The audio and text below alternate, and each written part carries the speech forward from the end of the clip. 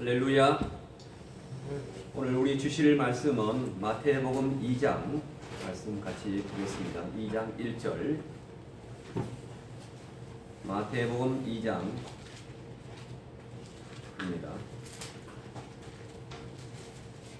2장 1절부터 12절까지를 교독하겠습니다. 헤롯 왕 때에 예수께서 유대 베들레헴에서 나심에 동방으로부터 박사들이 예루살렘에 이르러 말하되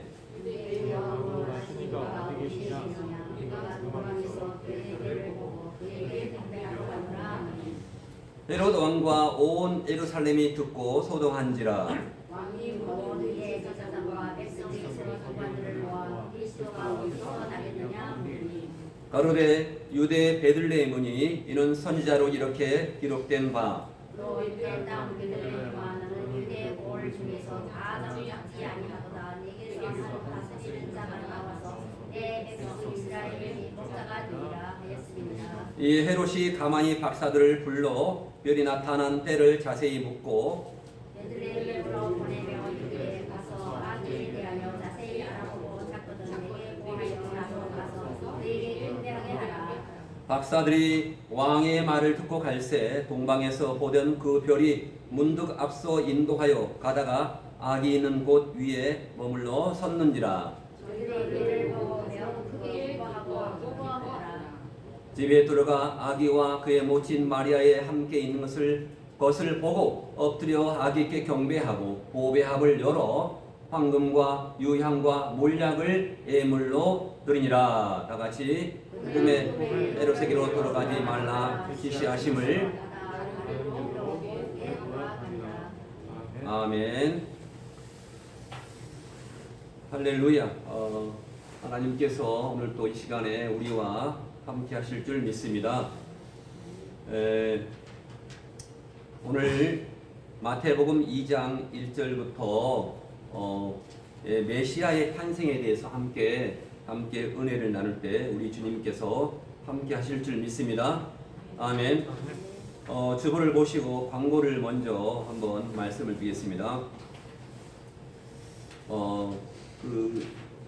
계속해서 지난해도 했었는데 1월 1일 첫 번째 주 금주에는 1월 1일이 첫 번째 주일입니다.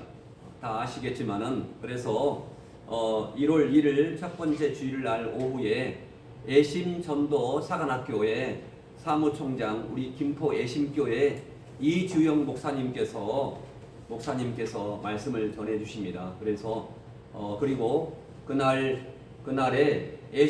김포 애심교회에서 모든 성도들이 다 함께 오시겠다고 말씀했습니다. 그래서 여기를 꽉 채워주겠다고 말씀했습니다. 그리고 그날은 우리 이제 여기서 찬양 인도도 하고 간증도 하게 되는데 특별 찬양을 CTS 방송국에서 사모님 찬양대회에서 대상을 얻으신 최봉숙 사모님께서 찬양 인도를 하십니다. 찬양 특송을 하십니다. 기대하시기 바랍니다. 그리고 그 다음 날은 여기 대명교회 박윤석 목사님께서 계속해서 용산 그 대통령실 앞에 가서 우리가 외치고 했는데 박윤석 목사님을 모시고 하고, 그리고 둘째 날은 오교령 목사님, 제가 성경을 배웠던 오교령 목사님이 오시고, 셋째 날 마지막 날은 지난번에 함께 오셨던 김포 한강교회 전에 계셨던 목사님 김대동 목사님께서 오셔서 말씀을 전해주시고 간증자들이 다 오십니다. 애심에서 사모님들이 다 오셔서 간증하니까 이렇게 많은 기대를 하시기 바랍니다. 겨울철 감기에 유의하시고 성령 충만으로 영혼 육이 강건하도록 깨어서 주님이 오실 날을 준비합시다. 다음 주 성탄주일에는 성찬식을 하고자 합니다. 성찬식을 자주 해야 하는데 못했기 때문에 성찬식을 준비하겠습니다. 그리고 특별하게 저랑 같이 공부했던 김현수 목사 평택에서 올라오셔서 말씀을 전해 주십니다. 오늘 또 계속해서 주일날 이제 예배 끝나고 떡국을 준비해서 했으니까 기대하시고 이렇게 오늘 은혜 받으시기 바랍니다. 아멘. 오늘 마태복음, 오늘 우리 계속해서 마태복음을 공부하고 있습니다. 마태복음을 지금 21장까지 지난번에 했습니다. 마태복음 가운데 많은 은혜가 됩니다. 마태복음을 한번 읽어보시기 바랍니다. 오늘 읽은 말씀에서 구속주로 오신 예수님은 죄인들의 죄를 십자가에서 대속 사역을 통해서 대속해 주려고 사람이 되셔서 예수님께서 사람으로 오셨습니다. 사람으로 초림하셨는데 이 예수님께서 오시자마자 세 종류의 부류들에게 그들의 목적의 대상으로 대접을 받았습니다. 예수님께서 사람으로 왜 오셨을까요? 사람으로 왜 오셨을까요? 마태복음 20장 28절에 보면은 이렇게 말씀하고 있습니다. 인자가 온 것은 섬김을 받으려 함이 아니라 도리어 섬기려 하고 자기 목숨을 많은 사람의 대속물로 주려 함이라. 이렇게 마태복음 20장 28절에서 대속물로 주려고 오셨다. 이렇게 말씀을 하고 있습니다. 우리에게 정말로 양을 잡아 소를 잡아 우리의 죄 때문에 죄가를 치렀던 것인데 예수님께서 그러한 모든 자기 목숨을 많은 사람의 대속물로 주려 함이라. 이렇게 오신 목적을 분명하게 말씀을 하고 있습니다. 똑같이 마태복음 20장 28절의 말씀이 요한복음 1장 29절에서도 똑같은 말씀을 하고 있습니다. 요한복음 1장 29절에 뭐라고 말씀하고 있습니까? 한번 찾아보시기 바랍니다. 마태복음 20장 28절에 대속물로 주려고 오셨다. 예수님께서 성탄절이 있는 것은 예수님께서 죽으러 오셨습니다. 요한복음 1장 29절 어린 양으로 오셨다. 이렇게 말씀을 하고 있습니다. 이튿날 요한이 예수께서 자기에게 나오심을 보고 이르되 보라 세상 죄를 지고 가는 하나님의 어린 양이로다. 아멘. 세상 모든 죄, 우리의 인류의 모든 죄를 지시고 돌아가신 분이십니다.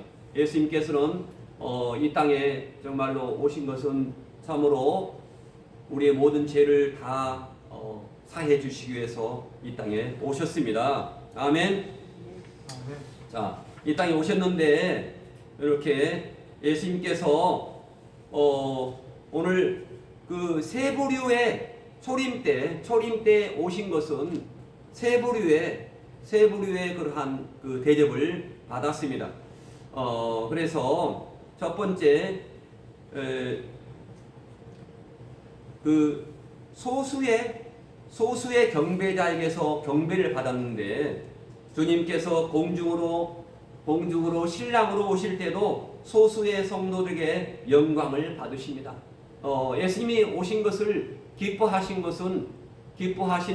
그 대제사장 서기관들은 전혀 알지 못했습니다. 그와 똑같이 다시 오실 때도 소수의 성도들에게 영광을 받으신다라고 성경은 말씀하고 있습니다. 데살로니가 후서 1장 10절에 그렇게 나와 있는데요. 그날에 강림하사 그의 성도들에게서 영광을 받으시고 그리고 그 믿는 자에게서 놀라워하는 모습을 보시리라. 아멘. 주님께서 오시는데 다 놀래 자빠집니다. 왜? 주님께서 아직은 이렇게 오실 것이라고 이렇게 기대를 안 했는데 갑자기 오신 겁니다. 그러니까 준비하지 못하고 있을 때 주님께서 오신다 하는 그러한 말씀이십니다. 예수님께서 초림하셨을 때에 유대인들이 초림하시는 주님을 몰랐듯이 우리가 많은 믿는 자들이 그리스도의 공중 강림을 모르고 소수의 성도들에게만 영접을 받는다는 것입니다. 그래서 우리는 날마다 주님 오시기를 간절히 기대해야 됩니다. 제가 새벽 예배 때 그랬어요. 만약 주님이 오늘 오신다면 좋을까요? 나쁠까요? 그렇게 제가 물어봤습니다. 근데 그 50%였습니다. 한 분은 좋다 하고 한 분은 참 걱정된다라고 생각하고 그랬습니다. 그래요. 저도 걱정됩니다. 주님이 만약에 오늘 오시면 우리가 주님 맞을 준비를 온전히 했을까 하는 그렇게 제가 그런 생각을 해봅니다. 저부터도 그렇습니다. 주님이 오늘 오신다면 내가 주님을 맞을 준비를 하고 있을까? 주님이 왜 안 오실까요? 정말로 회개하고서 많은 사람들이 구원에 이르게 하기 위해서. 아멘. 우리가 그래서 날마다 예배 때마다 날마다 엎드려 우리가 잘못한 것을 기억하게 해달라고 우리가 늘 고백을 해야 됩니다. 또한 두 번째는 적그리스도에게는 대적을 받을 것입니다. 예수님께서 오실 때 적그리스도가 분명히 통치할 때 오십니다. 적그리스도가. 그래서 아직은 지금 내가 정말로 적그리스도다 이렇게 하고 나온 사람은 아직은 정말로 진짜 없습니다. 그래서 그리스도께서 세상에 초림하셨을 때 헤롯 왕이 자신의 왕위를 잃지 않으려고 그리스도를 죽이려고 찾았던 것과 같이 그리스도께서 세상에 강림하시면 적그리스도와 그의 군대들이 그리스도를 대적하여 전쟁을 벌일 것입니다. 전쟁을 벌일 것입니다. 그게 무슨 전쟁입니까? 아마겟돈 전쟁입니다. 근데 아마겟돈 전쟁은 무깃도 평원에서 전쟁이 일어납니다. 거기에 요한계시록 19장 11절을 보니까 내가 보니 한 천사가 태양 안에 서서 공중에 나는 모든 새를 향하여 큰 음성으로 외쳐 이르되 와서 하나님의 큰 잔치에 모여 왕들의 살과 장군들의 살과 장사들의 살과 말들의 그것을 살을 탄 자들의 살과 자유인들이나 종들이나 작은 자나 큰 자나 모든 자의 살을 먹더라 이렇게 말하고 있습니다. 계시록 19장 19절에 또 내가 보매 그 짐승과 땅의 임금들과 그들의 군대들이 모여 그 말 탄 자의 그의 군대와 더불어 전쟁을 일으키다가 이렇게 전쟁을 일으키는 모습을 볼 수가 있습니다. 또한 주님께서 오실 때 어떠한 부류가 있냐면은 외식하며 직업적으로 싹군 노릇을 한 자들이 주님께 천국에 들어가게 해달라고 액을 하게 될 것입니다. 주님의 이름을 이용하여 밥벌이 하는 사역자들을 이 주님께 우리가 주의 이름으로 선지자, 종교 지도자 노릇을 했으니 우리로 천국에 들어가게 해달라고 요구를 받으실 것이라고 성경에서 말하고 있는데 그게 바로 마태복음 7장 21절의 말씀입니다. 마태복음 7장 22절에 오면은 그날에 많은 사람이 나더러 이르되 주여 주여 우리가 주의 이름으로 선지자 노릇하며 주의 이름으로 귀신을 쫓아내며 주의 이름으로 많은 권능을 행하지 아니하였나이까 하리니 그때 내가 그들에게 밝히 말하되 내가 너희를 도무지 알지 못하니 불법을 행하는 자들아 내게서 떠나가라 이렇게 말씀을 하고 있습니다. 그래서 정말로 진정 메시아 탄생을 사모해서 기다리다가 찾아뵙고 경배 드려야 마땅했던 당시 유대 종교 지도자들 대제사장은 한 명입니다. 원래 한 명인데 그 당시에 수십 명이 되었다라고 말합니다. 대제사장인과 그리고 서기관들에게는 경배를 받지 못하고 머나먼 이국 땅 동방에서 유대인들의 왕으로 태어나실 예수님께 경배하기 위해서 별의 인도를 받아 찾아온 소수의 경배자들에게 경배와 함께 합당한 예물을 받으셨다고 성경은 말씀을 하고 있습니다. 자, 성경 마태복음 2장에서 헤롯 왕에게는 정치적으로 박해를 받아 인류의 구세주이신 예수님은 구세주답게 유년기부터 고난과 박해를 받아야 하는 실로 예언대로 성취되는 그러한 삶을 살게 되었습니다. 정치적으로 박해를 받아서 이렇게 예수님께서는 낳자마자 피난을 가게 되었습니다. 분봉왕, 그 당시에 이스라엘을 통치하는 왕은 분봉왕 헤롯이었습니다. 헤롯인데 이 헤롯은 메시아가 왕으로 베들레헴에 왕으로 나신다라고 하는 것인데, 이 왕이 이 정치적인 왕이 아니고 영적으로 통치할 하나님인 줄 모르고 영적인 왕으로 태어나신 줄 모르고 자기 왕위를 빼앗겨 부귀 영화를 누리지 못할까 봐서 예수님을 죽이려고 찾아 나선 것입니다. 영적인 왕은 누굽니까? 바로 하나님인데 그 당시에 헤롯 왕도 하나님을 몰랐던 것입니다. 그래서 똑같이 유대 종교 지도자들, 지식적으로만 알고 있는 그러한 예수님을 출세로 이용하려고 찾아 나섰고, 동방에서 유대인들의 왕으로 태어나실 아기 예수께 경배하기 위해서 온 소수의 경배자들은 진정 경배드리기 위해서 찾아 나선 것입니다. 이와 같이 그때나 오늘날이나 주님을 찾고 대하는 목적이 각각 다릅니다. 그래서 이런 의미에서 볼 때 헤롯 왕은 장차 주님을 대적하여 전쟁을 벌이다가 그리스도에게 죽일 짐승과 세상의 임금과 같은 모형적인 인물입니다. 헤롯 왕은 바로 장차 우리를 통제하고 할 그러한 그 적그리스도임을 나타낼 수가 있습니다. 적그리스도가 분명히 있다는 것입니다. 또한 지식적으로만 알고 주님을 이용하여 출세하려고 했던 대제사장은 어떠한 역할을 합니까? 1년에 한 번씩 지성소에 들어가서 제사를 드립니다. 대신 제사를 드려서 제사를 하나님께 드리는 사람이 바로 대제사장의 역할을 하는 것입니다. 그리고 서기관은 누굽니까? 서기관은 율법 교사입니다. 하나님의 말씀을 온전히 연구하면서 그 하나님의 말씀을 전하는 사람이었습니다. 그러니까 마치 목사와도 똑같은 그러한 사람이었습니다. 이렇게 서기관과 같은 그러한 종교가들은 장차 말세에 많이 나타나서 끝내는 주님께로부터 유황불못에 던짐받는 거짓 선지자의 모형 같은 인물이다, 이렇게 성경에서 말씀을 하고 있습니다. 또한 경배 드리기만을 위해서 예수님을 찾아서 동방에서 온 경배자들은 소수의 성도들이 수거되어 천년왕국과 영원한 나라를 상속받을 삼성도의 모형입니다. 동방에서 온 박사들인데 박사란 말이 아니고 하나님의 말씀을 연구하고 그러한 예언자인 것 같습니다. 예언자입니다. 그러한 예언자가 많이 왔습니까?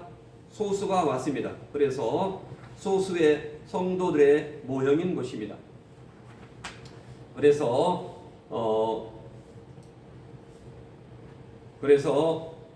헤롯 왕과 같이 주님을 대적하고 덤빈 적그리스도나 짐승은 주님께서 입에 검으로 죽이시고 이렇게 말씀하고 있는데, 우리가 대제사장, 그러한 서기관들 같은 지식적으로 알고만 우리가 신앙생활 할 것이 아니라는 것을 알 수가 있습니다. 제가 어저께 들었던 이야기인데 그 백문백답을 TV에서 했어요. 백문백답을 했는데 어느 스님이 백문백답하는 그러한 스님에게 질문하는 것이 있었습니다.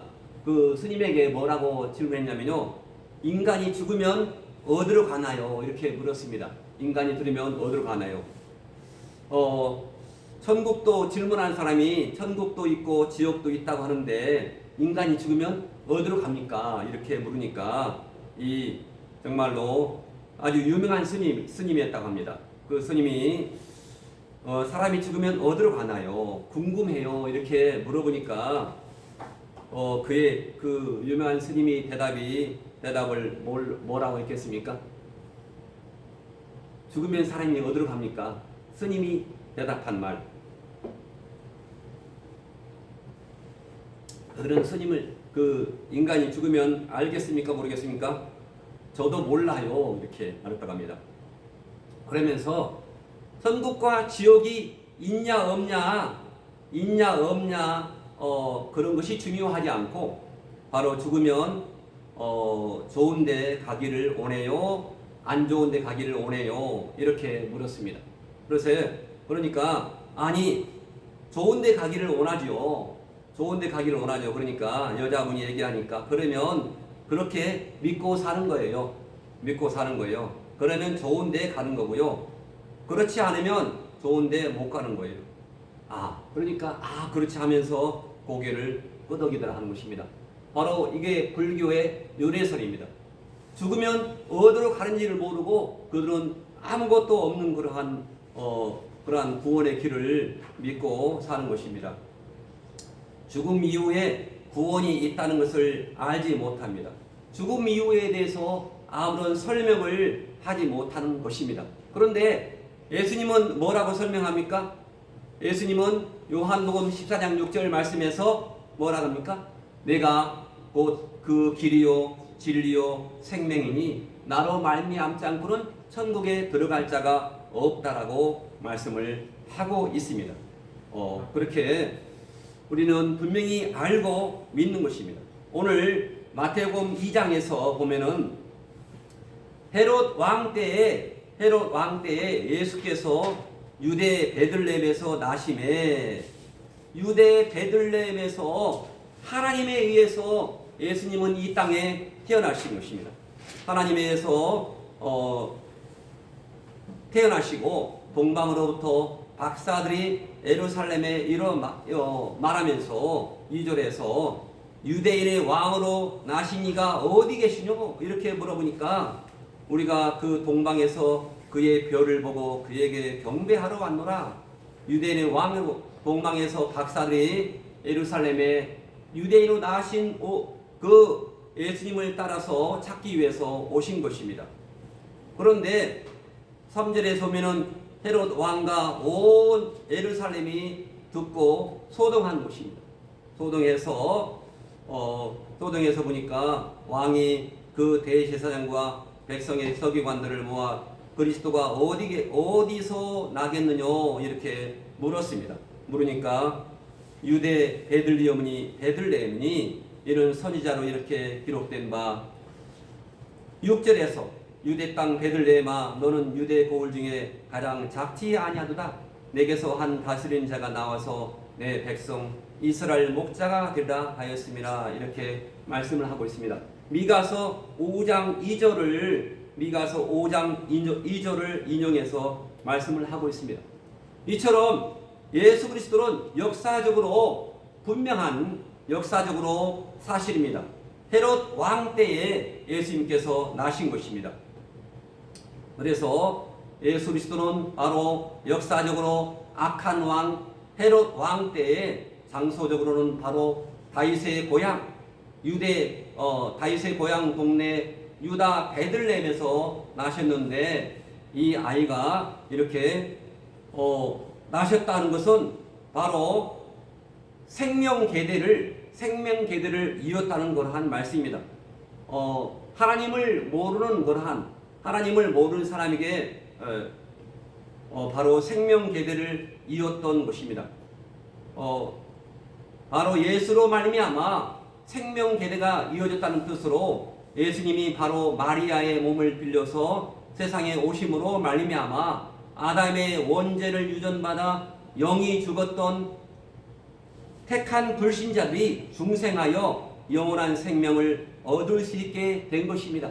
그래서 생명 계대를 이어져 나간 것입니다. 여인이 산곡 끝에 아이를 출산했던 뜻이 아니고 남자가 남자의 그러한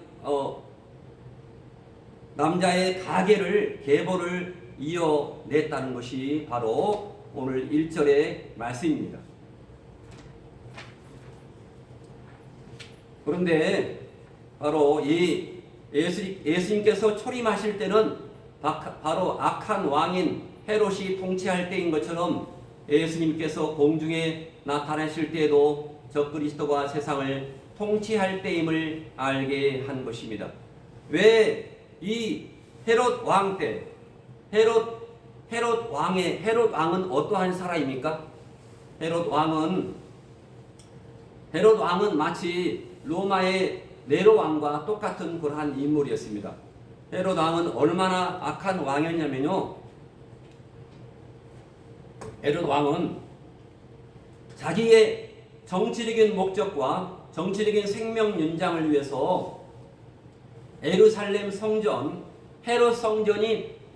성전을 무려 46년간에 걸쳐서 수리하게 했고 무려 10명의 아내를 두고 부도덕한 사생활을 이어갔습니다. 그런 악한 왕이 통치하던 그러한 시대에 예수님께서 나셨습니다. 그래서 이러한 악한 왕이 통치를 해서 유대 나라는 아주 부패했습니다. 부패했고 악했습니다. 그래서 이러한 악하고 부패한 세상에 진리의 왕이신 예수 그리스도께서 오셨으니 악한 세상으로부터 환영을 받을 리가 없습니다. 우리가 지금 현재 예수님께서 오셔도 이 땅에서 예수님을 환영할 분이 없습니다. 또한 예수님께서는 바로 동쪽으로부터 예루살렘의 경배자들이 동쪽으로부터 예루살렘 성읍에 이르렀는데 바로 동방에서 별의 인도를 받아서 유대인들의 영적인 왕으로 태어나시는 예수님을 경배하기 위해서 예루살렘 성읍까지 이런 것은 아주 잘했습니다.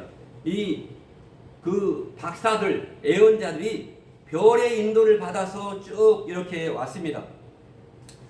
별의 인도를 받아서 왔는데 잘했는데 별의 인도를 받아서 끝까지 가야 하는데 끝까지 가지 못하고 바로 예루살렘 성으로 들어갔다는 것입니다. 이 경배자들이 예루살렘 성읍을 보자 육신적인 생각하에서 예루살렘 성읍으로 들어간 것은 잘못으로 그들은 예루살렘을 보자 유대인의 왕으로 태어나실 리가 바로 이 어마어마한 성읍에서 태어났을 것으로 생각하고 예루살렘 성으로 들어갔기 때문입니다. 그들은 바로 이 같은 육신적인 생각에 의해서 행동으로 인해서 악한 왕 헤롯이 아기 예수님을 죽이려고 2살 이하의 예루살렘 성읍의 어린아이들을 다 죽게 했던 것입니다. 그리고 아기 예수님께서도 애굽으로 피난을 가게 했습니다. 그래서 이러므로 믿는 자들은 끝까지 성령님의 인도하심을 받아야 됩니다. 성령님의 인도하심을 받을 때 우리가 진리 가운데로 인도함을 받을 수가 있는 것입니다. 요한복음 16장 13절에 보면은 이렇게 말씀하고 있습니다. 요한복음 16장 13절에 이렇게 다 같이 읽어보겠습니다. 요한복음 16장 13절.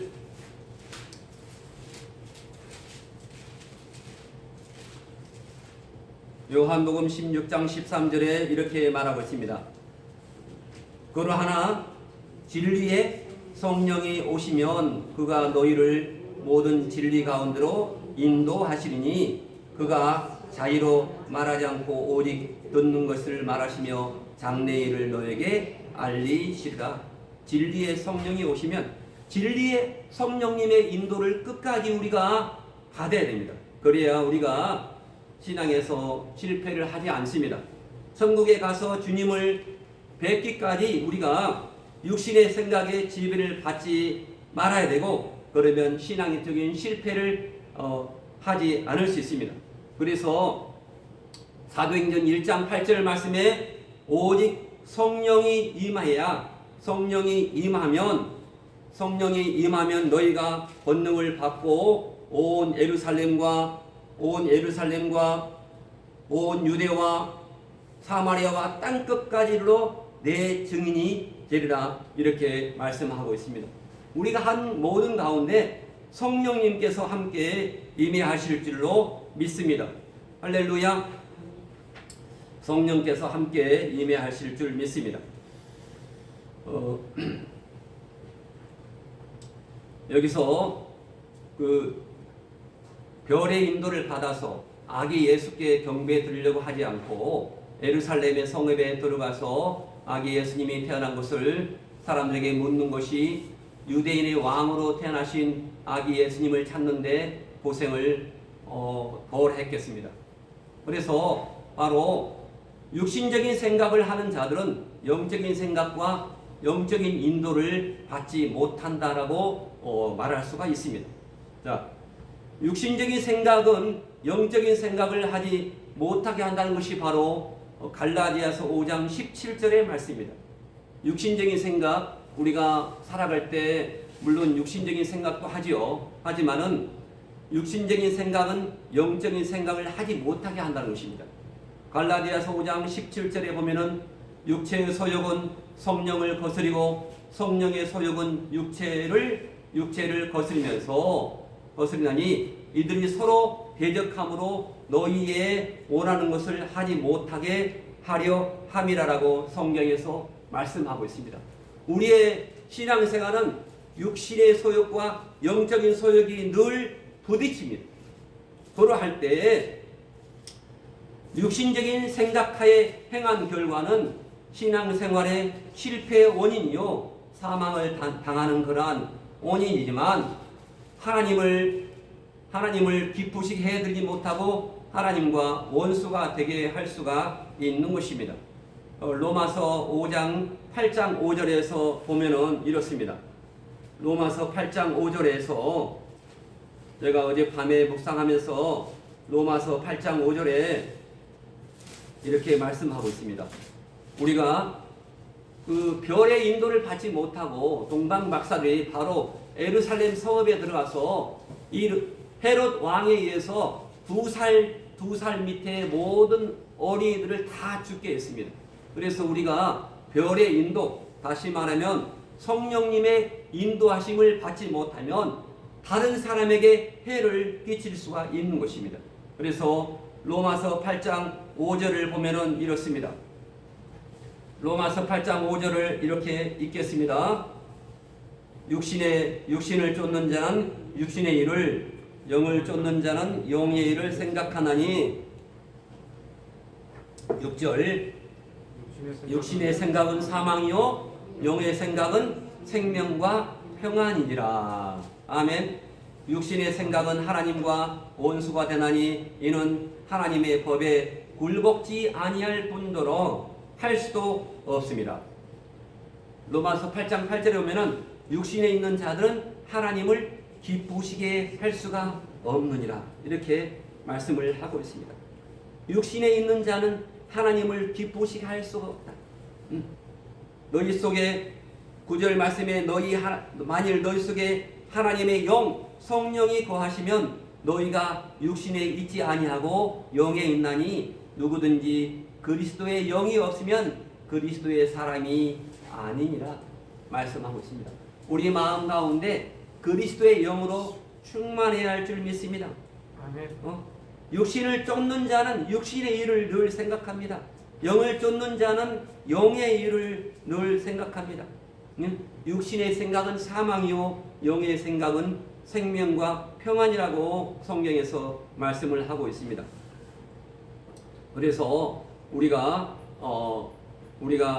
성경에서 보면은 우리가 아까도 제가 말씀을 들었지만은 마태복음 5장 9절의 말씀에서 화평케 하는 자가 팔복에서 제일 마지막에 팔복에서 마태복음 5장 8절에서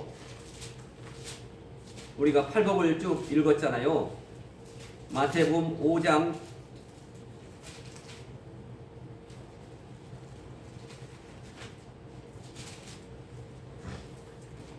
마태복음 5장 8절에서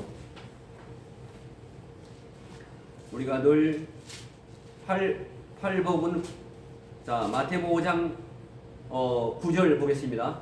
화평케 하는 자는 복이 나니 저희가 하나님의 아들이라 일컬음을 받을 것이며 이렇게 말씀했는데 성령님의 인도함을 받는다는 것은 육신에 있지 않는 자라는 것은 하나님을 기쁘시게 하는 자라는 것은 바로 마태복음 5장 9절 말씀에 화평케 하는 자라는 것입니다.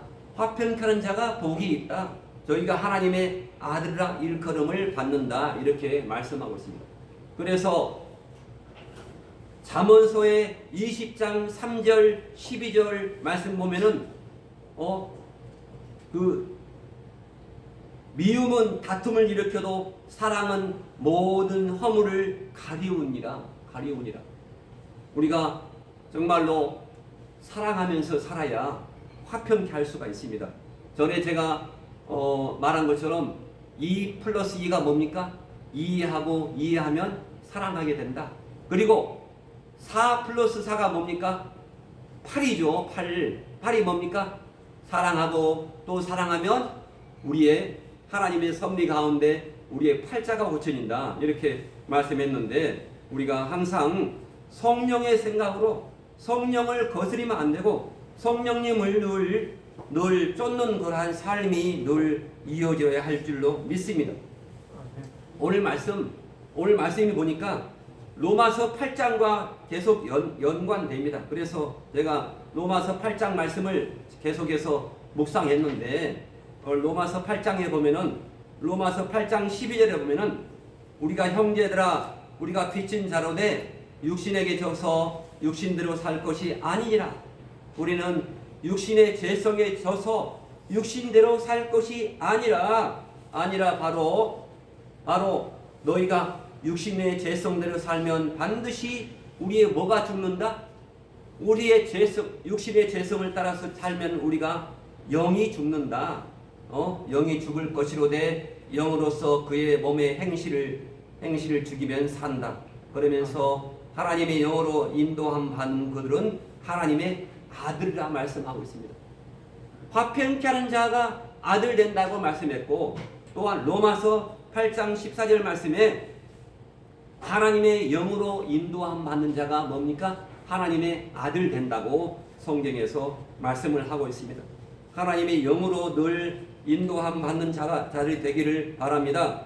아멘. 하나님의 영으로 늘 인도함 받는 자가 되어야 됩니다. 오늘 말씀에서 동방에서 유대인들의 왕으로 태어나신 이가 아기께 경배하고 온 경배자들이 끝까지 별의 인도를 받았어야 하는데 내가 별의 인도를 동방에서 그 박사는 바로 예언자입니다. 점술가가 아니었습니다. 아닙니다. 그 예언자들이 별의 인도를 끝까지 받아야겠다고 그러한 영적인 생각을 했더라면 예루살렘 성읍에 들어가지 않고 예루살렘의 성읍에 들어가지 아니했을 것입니다. 그래서 예루살렘의 성읍에 들어가지 않아서 물어보지도 아니했을 것인데 그 예루살렘의 성읍에 들어가서 성읍 사람들이 물어봐 가지고 그 소문이 누구한테 갔습니까? 그 당시에 그 이스라엘 통치하는 헤롯 왕에까지 소문이 들어갔습니다. 그래서 헤롯 왕이 생각하기를 유대인의 왕으로 나신 이가 어디 누구뇨? 이렇게 물어보니까 그 당시에 유대인의 분봉 왕이 누굽니까? 로마의 속국을 받아서 헤롯 왕이 그 유대 나라를 통치하고 있었을 때였습니다. 자기가 왕인데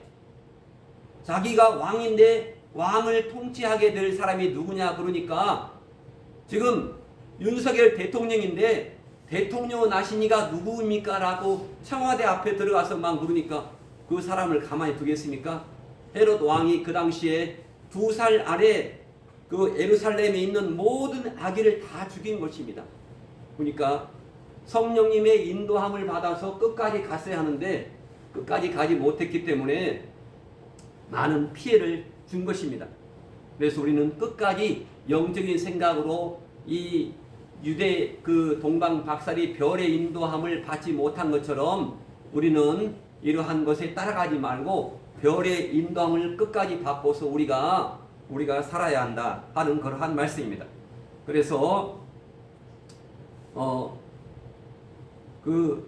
그래서 이렇게 물었다가 유대인의 왕으로 이미 태어나신 이가 어디 계시냐 이렇게 물었다가 유대인의 왕으로 태어나신 이가 태어나신 아기 예수님이 태어난 것도 찾지 못하고 전혀 예비하지 못한 예루살렘 성읍 사람들을 당황하게 해서 혼란스럽게 하는 그러한 악 영향을 끼치게 된 것입니다.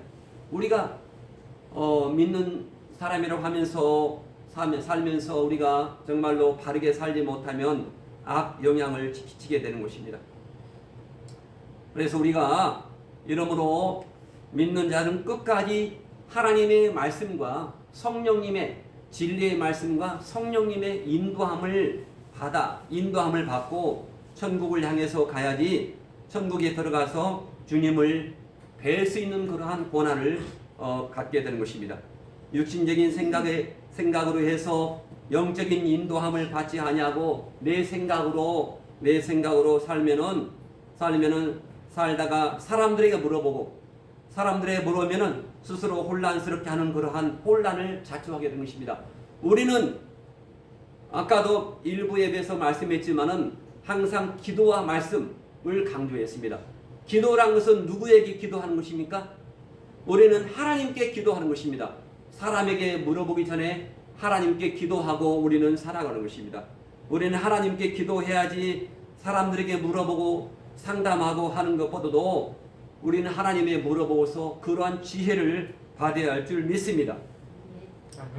이러므로 동방에서 온 경배자들은 예루살렘 성읍에 들어가지 말았어야 했는데 또한 그 성읍 사람들에게 들어갔어도 성읍 사람들에게 물어보지 말았어야 했는데 그 성읍 사람들에게 물어보아서 그게 헤롯 왕 그 대통령에게 들어가서 대통령에게 아니 왕이 내가 왕인데 어디가 왕이 또 났어 하면서 모든 2살짜리 어린이가 얼마나 많았겠습니까? 그 어린이를 다 죽이는 그러한 살인극이 벌어졌다는 것입니다. 얼마나 혼란스럽겠습니까? 얼마나 부모를 가진 그 어린이의 부모를 가진 부모들은 얼마나 정말로 안타까웠을 것입니까? 그래서 우리가 정말로 세상에 가서 할 말이 있고 하지 말아야 할 말이 있다는 것입니다. 말할 말은 바로 복음의 말입니다. 복음의 말을 외쳐야지 엉뚱한 말을 우리가 물으면 안 됩니다. 그래서 유대인들의 왕이신 예수님을 경배한 자는 소수였다. 유대인들의 왕이신 바로 예수님을 경배하러 온 자들은 유대인들이 아닌 동방에서 온 유대 이방인들로 소수였다. 주님께서 공중의 신랑으로 강림하실 때도 소수의 성도들이 신랑 예수를 맞이할 것입니다. 오면은 여기 앞에도 큰 교회가 왔습니다. 큰 교회가 왔는데 여기 앞에 제가 어저께 여기 구원의 확신교회 그 목사님 만나서 쭉 이야기했는데 그분이 자기 교회 7층에 있는 교회를 다 영상을 다 들어봤는데 성경적으로 맞지 않고 하는 것이 많다. 그러면서 저에게 말을 하더라고요. 복음을 외쳐야 됩니다. 복음을 외치지 못하고 그럴 때 우리는 더 많은 그러한 불이익을 당한다는 것입니다. 그래서 마태복음 25장 1절로 보면은 정말로 그 등불을 들고 나간 그러한 열처녀의 비유에서도 이렇게 열처녀의 비유에서도 미련한 5처녀는 그 등에 기름을 준비하지 못했기 때문에 마지막에 예수님께서 신랑이 오셨을 때 등에 기름을 좀 나눠달라 했는데 이미 때가 늦었습니다. 그러면서 예수님께서 말했습니다. 마태복음 25장 13절에서 그런즉 깨어있으라 너희는 그날과 그 때를 알지 못하느니라 이렇게 말씀을 하고 있습니다. 내가 진실로 내게 오느니 내가 너희를 알지 못하느라 주님께서 인정받는 우리가 되어야 됩니다. 요한계시록 마지막 때 요한계시록 3장 4절로 5절에서 이렇게 말씀하고 있습니다. 제가 새벽 예배 때 말씀했지만은 요한계시록 3장 4절에 보면은 요한계시록 한번 3장 4절 보겠습니다. 요한계시록 3장 4절을 보면은 이렇게 말씀을 하고 있습니다. 그러나 사대에 그 옷을 더럽히지 아니한 몇 명이 내게 있어 흰옷을 입고 나와 함께 다니느니 그들은 합당한 자인 연곤이라 이렇게 말씀을 하고 있습니다. 그러면서 5절 보면은 이기는 자는 이와 같이 흰옷을 입을 것이요 내가 그 이름을 생명책에서 반드시 흐리지 아니하고 그 이름을 내 아버지 앞과 그 천사들 앞에서 시인하리라. 귀 있는 자는 성령이 교회들에게 하시는 말씀을 들을지어다 이렇게 말씀을 하고 있습니다. 이기는 자는 계시록 3장 4절 4대 교회는 우리 지금 교회하고 똑같습니다. 그냥 믿기만 하면 된다. 구원파처럼 믿기만 하면 아무런 일을 해도 괜찮다 하는 그러한 교회였는데 그러한 교회 가운데도 이렇게 4절 말씀에 그 옷을 더럽히지 아니한 몇 명이 내게 있다. 몇 명. 남은 자 몇 명 있다. 우리는 남은 자가 되어야 할 줄 믿습니다. 아멘. 남은 자 몇 명 있어 흰옷을 입고 나와 함께 다니니 그들은 합당한 자인 연고라. 우리가 하나님께 합당한 자가 되어야 됩니다. 아멘. 누가복음 20장 35절 말씀에서도 합당한 자가 부활한다라고 성경에서 말씀을 하고 있고 그래서 흰옷을 입을 것이요 흰옷이라는 것은 바로 세마포 옷일 줄 믿습니다. 세마포 옷인데 요한계시록 19장 19장 7절 8절 말씀에서 세마포 옷을 입은 자 그것은 바로 옳은 행실을 하는 자라고 성경에서 말씀하고 있습니다. 옳은 행실이 뭡니까? 바로 하나님을 우리가 사랑하고 이웃을 사랑하는 자인 줄 믿습니다. 항상 하나님의 말씀을 우리가 듣는 자로 우리가 살기를 바랍니다.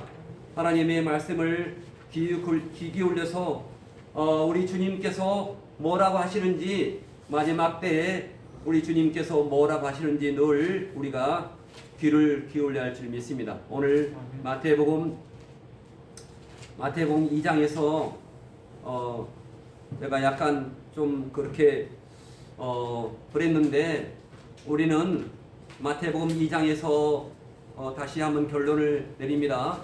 마태복음 2장에서는 정말로 초림 때는 동방의 소수 경배자에게서 경배를 받았습니다. 소수. 그 당시에 대제사장 서기관들 다 주님을 정말로 모르고 주님을 거부했습니다. 하지만 소수의 동방에서, 동방은 뭡니까? 예루살렘이 아니고 페르시아, 이란입니다.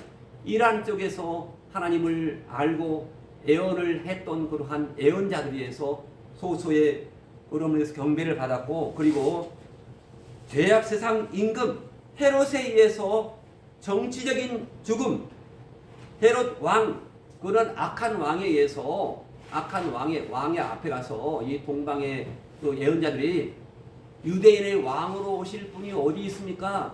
유대인은 왕이 아닙니다. 예수님이 이 땅의 왕으로 오신 것이 아닙니다. 이 땅의 대통령으로 오신 것이 아닙니다. 예수님은 누구십니까? 하나님의 아들로 오신 것입니다. 하나님의 아들로 오셔서 우리의 모든 죄를 대속해 주기 위해서 오셨다라고 요한복음 1장 29절에서 말씀을 했던 것입니다. 대속 제물이 되기 위해서 오셨다라고 성경에서 말씀을 하고 있습니다. 마태복음 20장 28절 인자가 온 것은 섬김을 받으려 함이 아니라 도리어 섬기려 하고 자기 목숨을 많은 사람의 대속물로 주려 하기 위해서 오셨다 하는 것입니다. 우리 주님께서 초림이 있으면 분명히 강림이 있습니다. 강림 오셨다, 다시 오신다. 강림이 오신다, 다시 오실.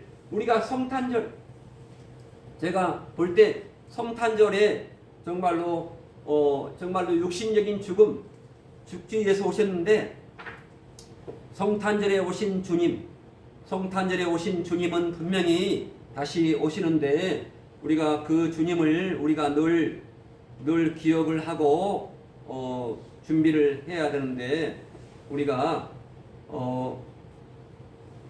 예수님을 바로 우리는 그러한 이 땅에 그러한 육적인 그러한 육신으로 오셨지만은 앞으로는 영적인 그러한 왕으로 오신다. 영적인 왕으로 오신다. 그리고 이 땅에 적그리스도를 패하려고 싸우러 오신다 하는 것입니다. 그래서 우리는 강림 때에도 소수의 성도들에서 영광을 받으십니다. 우리 교회가 작지만은 숫자가 작지만은 데살로니가 후서 1장 10절 말씀에 소수의 성도들에서 영광을 받으신다. 많은 그 소수의 성도가 뭡니까? 우리가 마음으로 주님을 영접하고 그리고 삶으로 주님을 시인한 자에 의해서 주님이 영광 받으신다는 것입니다. 그리고 바로 적그리스도에 의해서는 분명히 대적을 당하실 것이다. 대적을 당하실 것이다. 적그리스도와 군대들이 대적하는 전쟁을 가질 것이다. 그리고 외식하고 직업적인 그런 싹군들에 의해서 바로 싹군들은 천국에 들어가지 못할 것이다. 바로 하나님의 뜻 가운데에서 우리는 정말로 항상 주님의 말씀을 듣고 복음의 말씀을 듣고 순종해서 우리가 온전히 주님께로 우리가 나가야 할 줄 믿습니다. 진리 가운데로 늘 인도하심을 받아야 할 줄 믿습니다. 요한복음 16장 13절에 가르치신 말씀이 생각나게 하시고 요한복음 14장 26절에 우리가 행하도록 인도하시고 인도하시는 그러한 말씀에 늘 순종해야 할 줄 믿습니다. 갈라디아서 5장 16절 말씀 말씀을 한번 보겠습니다. 갈라디아서 5장 16절 말씀을 보겠습니다. 갈라디아서 5장 16절 말씀을 보면은, 자, 갈라디아서 5장 16절 말씀을 읽겠습니다. 시작. 내가 알노니 너희는 성령을 쫓아 행하라. 그리하면 육체의 욕심을 이루지 아니하리라.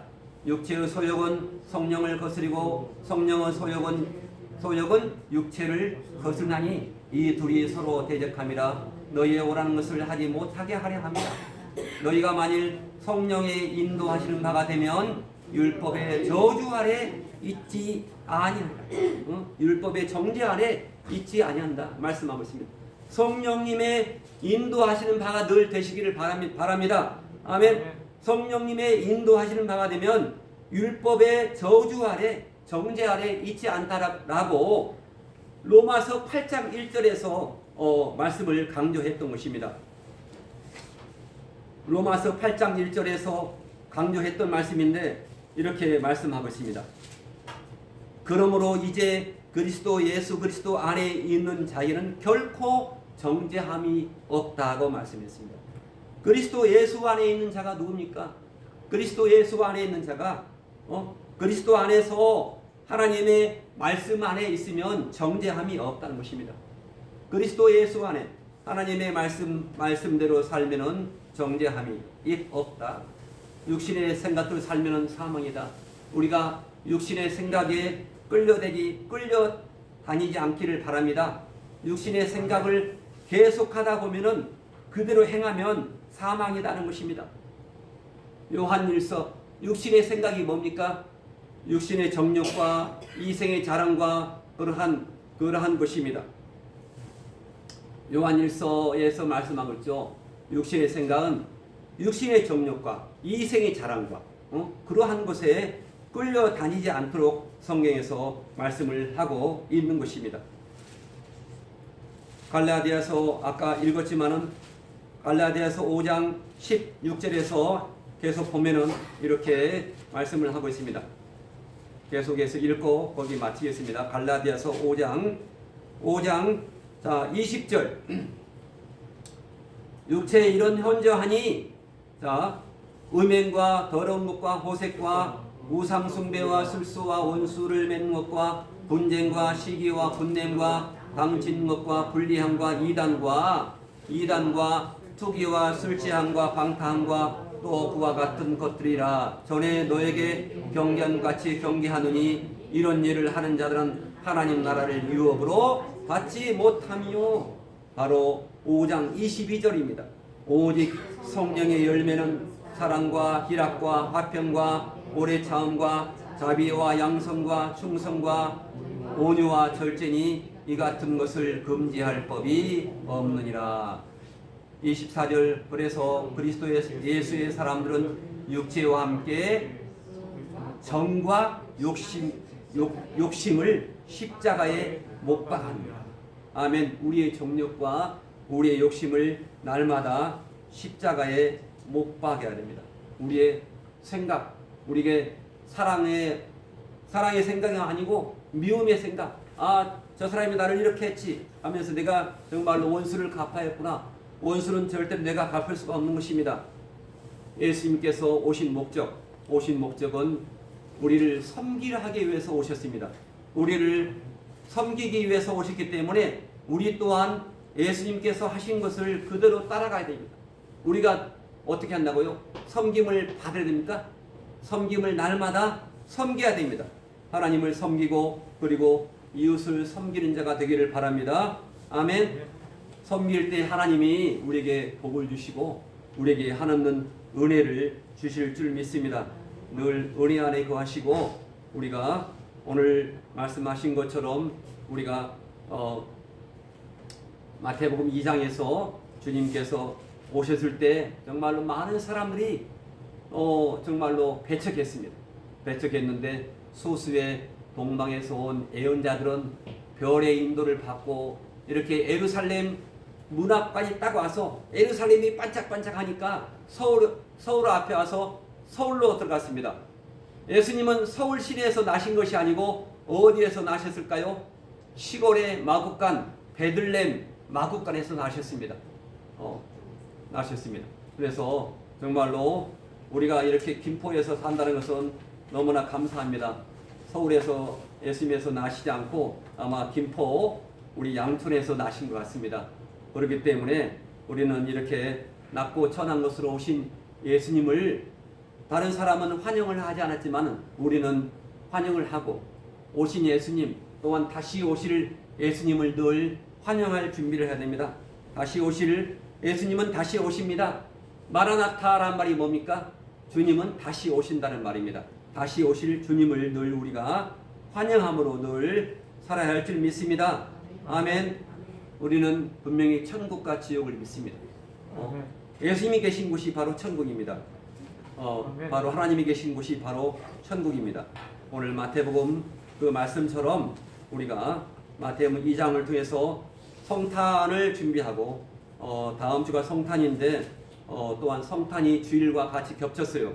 그래서 다음 주에 저랑 친한 목사님이 오시는데 우리가 성탄 마태복음 2장을 통해서 은혜를 받으시고 성탄절을 통해서 우리가 성탄절을 통해서 정말로 성탄절을 통해서 우리가 육신적으로 막 기뻐하고 막 선물을 주고 막 주고받고 한 것보다는 영적으로 내가 전도해야 할 사람들을 위해서 영적으로 기도를 해야 됩니다. 그 영혼을 위해서 기도를 해야 돼요.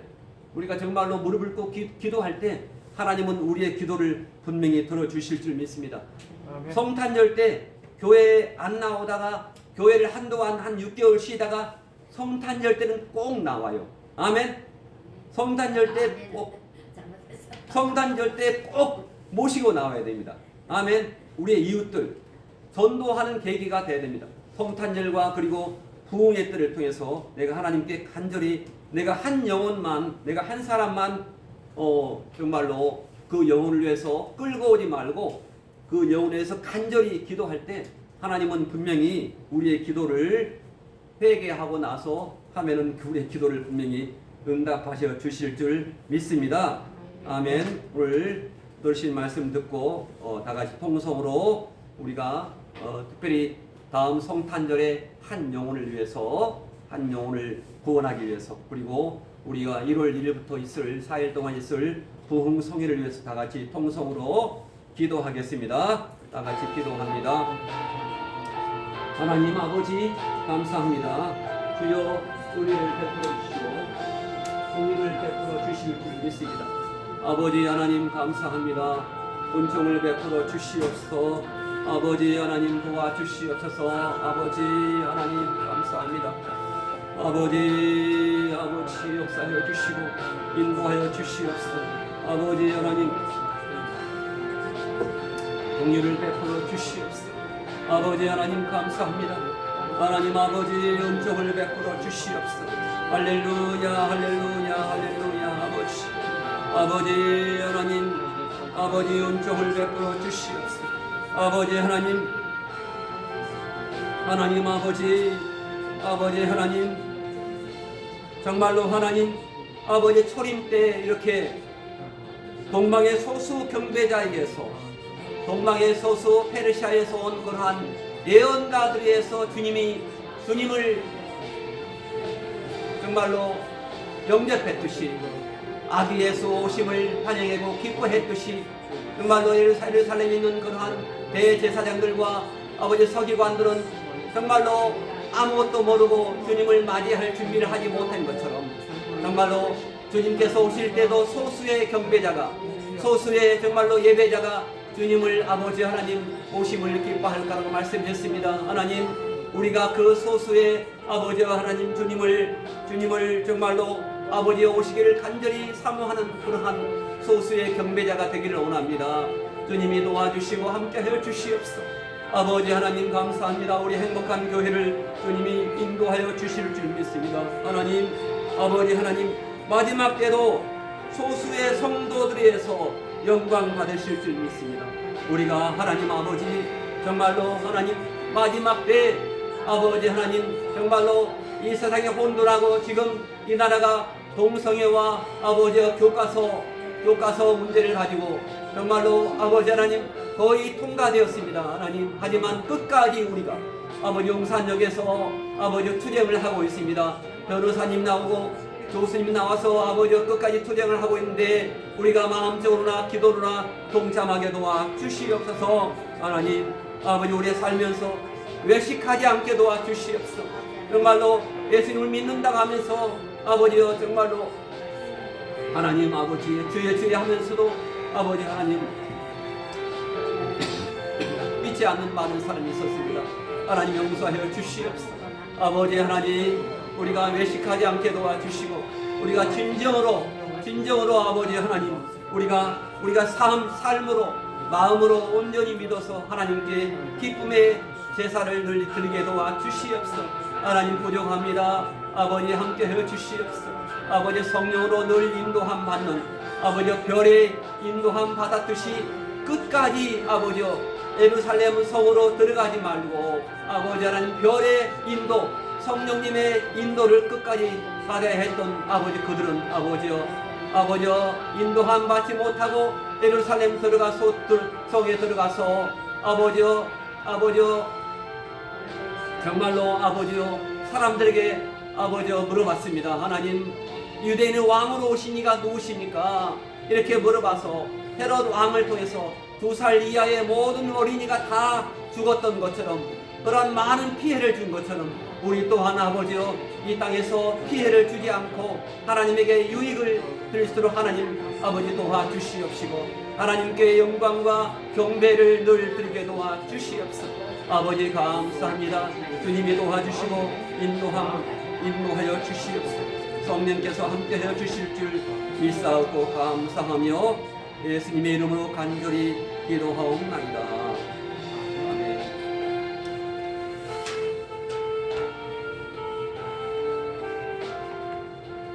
자, 청년부 다 나오셔서 이렇게 율동과 같이 찬양으로 하나님께 우리 예배를 마칩니다. 5장 같습니다. 여기 과부하가 걸려서 내가 저 히터를 끄라겠는데 히터를 틀어가지고 과부하가 걸려서 꺼졌어요 중간에. 그러니까 뭐 저거 앞에 가스를 틀어서 꺼진 것 같아요. 부엌에 가스를 틀어가지고 그 전기 가스가 엄청 심한데.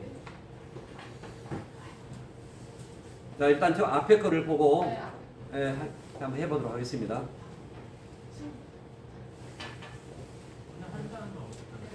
자, 찬영이요.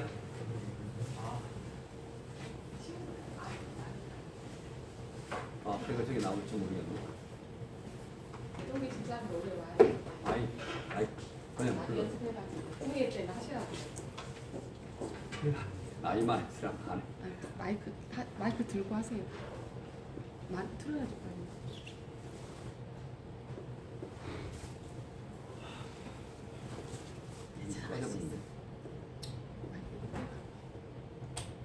안 돼요?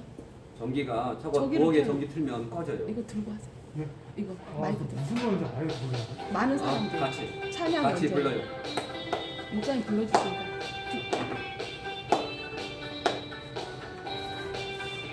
샬롬 교회는 없지만 우리가 공예를 위해서 준비하려고 해요. 찬양이 언제나 넘치며 안 나올 은혜로 얼굴이 환해요. 성령의 충만한 모습을 서로가 느껴요. 할렐루 할렐루 손뼉치면서 할렐루 할렐루 소리 외치며 할렐루 할렐루 두 손을 들고 주님을 찬양해요. 감사가 언제나 넘치며 은혜로 얼굴이 환해요. 성령의 충만한 모습을 서로가 느껴요. 할렐루 할렐루 손뼉치면서 할렐루 할렐루 소리 외치며 할렐루 할렐루 두 손을 들고 주님을 찬양해요. 사랑이 언제나 넘치며 은혜로 얼굴이 환해요. 성령의 충만한 모습을 서로가 느껴요. 할렐루 할렐루 손뼉치면서 할렐루 할렐루 소리 외치며 할렐루 할렐루 두 손을 들고 주님을 찬양해요. 많은 사람들 알죠? 네. 앞으로 갔어요. 이것도 한 잠깐만요. 한 곡만 하면서 많은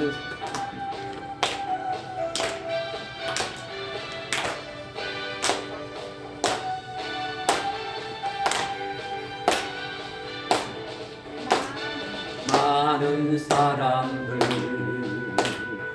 진리를 모른 채 주님 곁을 떠나갔지만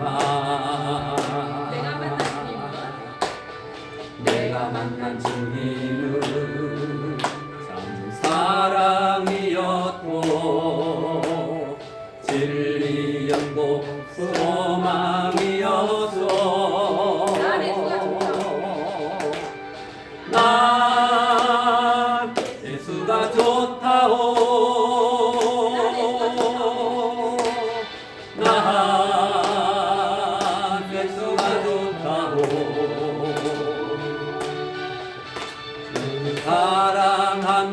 사랑한다던 베드로 고백처럼 난 예수를 사랑한다오. 그대가 만일 무거운 짐진 자 다 내게로 오라. 다 내게로 오라. 내가 너를 쉬게 아니라 내가 너를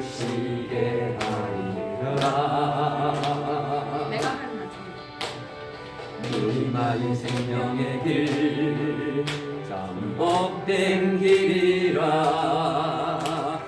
항상 내게 들려주셔서 난 예수가 좋다고. 난 예수가 좋다고 난 예수가 좋다고. 난 예수가 좋다고 주를 사랑한다던 베드로 고백처럼 난 예수를 사랑한다오 아멘. 준비 잘해갖고서 잘하겠습니다. 똑같이 준비하겠습니다. 찬송과 함께 하면서 준비하신 예배를 드리고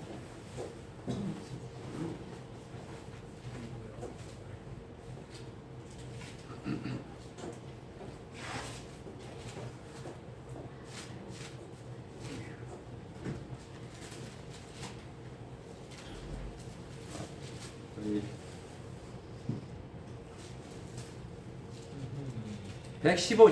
115장 우리가 성탄절이 다음 주인데 성탄절을 준비하면서 115장 함께 나누겠습니다.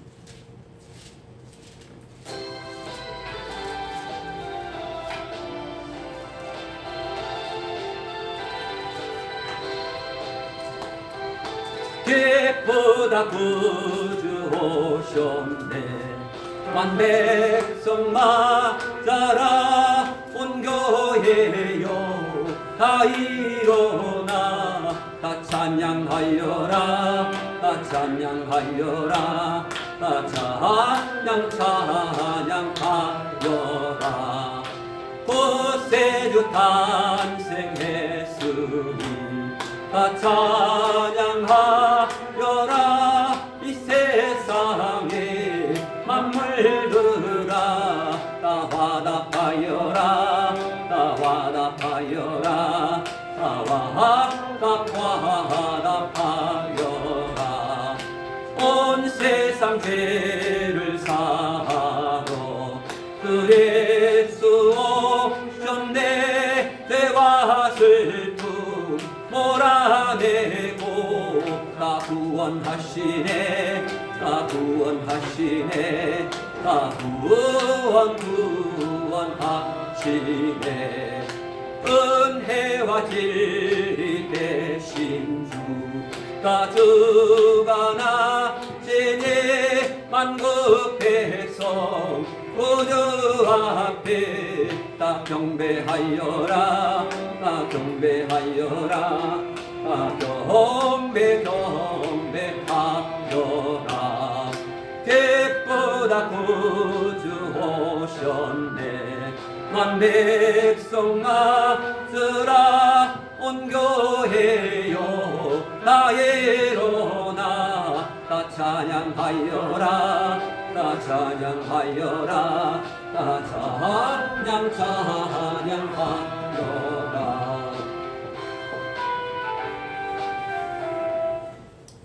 하나님 감사합니다.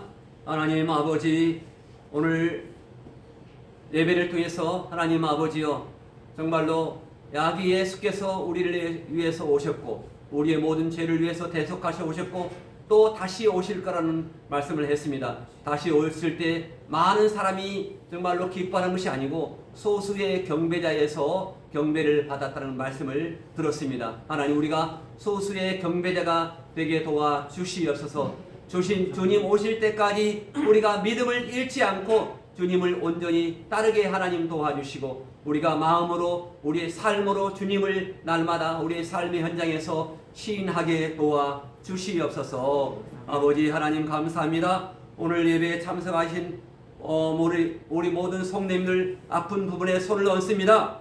살아계신 하나님 우리 머리끝부터 발끝까지 창조하신 전능하신 하나님 이 시간 예수 그리스도의 이름의 권세로 우리의 모든 연약함은 떠나갈지어다.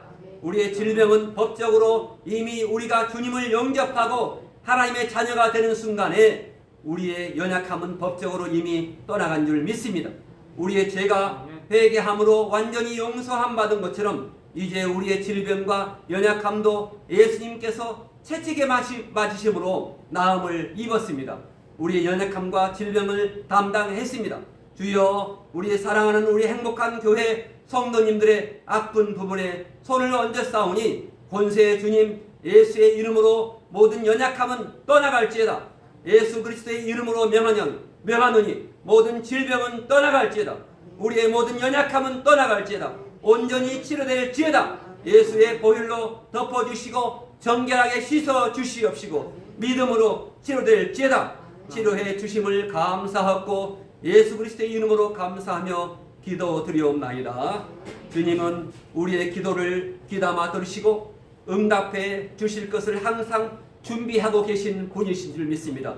우리의 귀한 예물 주님 앞에, 주님의 존전 앞에 올려드리오니 주님이 받아주시고 주의 영으로, 주의 성령으로 날마다 충만하게 하옵시고 하나님의 영으로 충만케 되기를 소원합니다. 하나님의 말씀과 성령으로 인도함 받게 도와주시고 동방의 예언자들처럼 별의 인도함을 받았지만은 예루살렘까지 밖에 가지 못했습니다. 우리는 아버지여 별의 인도함을 받아서 천국까지, 성령의 인도함 받아서 천국까지 들어가는 귀한 복을 얻게 도와주시옵소서. 이렇게 정말로 아버지 한 주간 수고로 이 일을 해서 주님 앞에 온전히 올려드리오니 하나님 우리의 온 영과 우리의 몸과 우리의 혼을 아버지 강건하게 도와주시고 하나님이 치료하여 주시고 날마다 성령의 충만함으로 하나님 하나님 치료하여 주시고 인도하여 주시옵시고 아버지 성령의 충만함이 우리 교회와 우리 가정과 이 나라에 충만하게 도와 주시옵시고 예수 그리스도의 보혈로 덮어 주시옵소서. 아버지 감사합니다.